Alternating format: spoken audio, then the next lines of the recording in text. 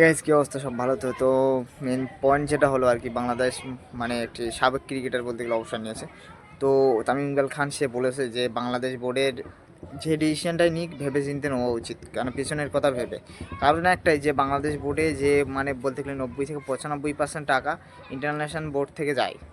তো সেই হিসেবে বাংলাদেশ বোর্ডকে বলেছে ভেবেচিন্তে নেওয়া উচিত। তো বাংলাদেশ বোর্ডের একজনই মানে কর্মকর্তা সে বলেছে, তো তুমি মানে তামিম ইকবাল খানকে বলেছে যে তুই একটা মানে কি বলবো মানে বাংলাদেশের ইন্ডিয়ার দালাল এরকম বলেছে। তো এইটা শোনার পরে সব ক্রিকেটাররাই বলেছে যে এটা ক্ষমা চেতে হবে, সে ভুল বলেছে, মানে ভুল কিছু বলেছে। এটাই সঠিক যে মানে বাংলাদেশ বোর্ডের মানে এমন একটা বোর্ড না যে খুব আমাদের ইন্ডিয়ার মতো মানে পপুলার বোর্ড, বা বলতে গেলে নাম্বার 1 বোর্ড না যে টাকা এর কাছে বেশি আছে। পরের দিনই যখন টাকা না যাবে তখন বাংলাদেশ বোর্ড, বাংলাদেশ ক্রিকেট বলতে গেলে শেষ হয়ে যাবে। তো সেই হিসেবে তামিম ইকবাল বলেছে যে একটু ভেবে চিন্তে নেওয়া উচিত। তো সেটা বলার কারণে তাকে বলে দিয়েছে তুই ভারতের দালাল। তো এটা ঠিক করিনি কো বাংলাদেশ বোর্ডের যে কর্মকর্তা বলেছে, যাই হোক।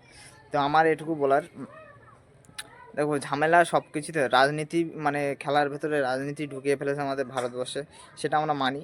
তার কারণেই মানে মুস্তাফিজুর বাদ পড়েছে। তা তোমরাও কী করছো? তোমরাও তো সেম কাজই করতেছো, খেলার ভেতরে রাজনীতি ঢুকিয়ে দিয়েছো। দেখো ভাই, তোমাদের বোর্ড অতটা বড় না, ছোট বোর্ড, ঠিক আছে, মানে মানে কী বলবো, আইসিআই বোর্ডের কাছ থেকে টাকা নিয়ে মোটামুটি তাদের চলে, বা সব বোর্ডে মানে সব মানে প্লেয়ারদের বোর্ড চলে সেই হিসেবে। তো কিন্তু এখন বলতে গেলে বিশ্বের ভেতরে নাম্বার 1 বোর্ড বলতে গেলে ইন্ডিয়ারই বোর্ড।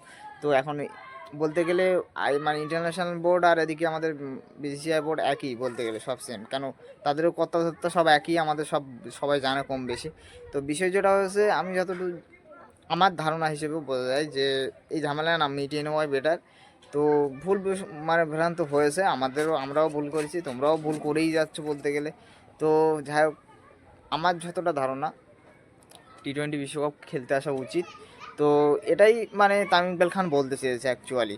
তো কেন, তাদের বোর্ডের অবস্থা অতটা ভালো না, তো সেই হিসেবে দেখতে গেলে ঠিকই আছে। তো যাই হোক, এটা নিয়ে বাংলাদেশে তোলপাড় চলছে আপাতত সোশ্যাল মিডিয়া বলতে গেলে এটা সেটা, যে এক একজনের এক রকম বক্তব্য থাকে। তো আমার বক্তব্য আমি জানালাম। তো দেখা হচ্ছে পরে ভিডিওয়। সাবস্ক্রাইব করো ততক্ষণ আমার চ্যানেল।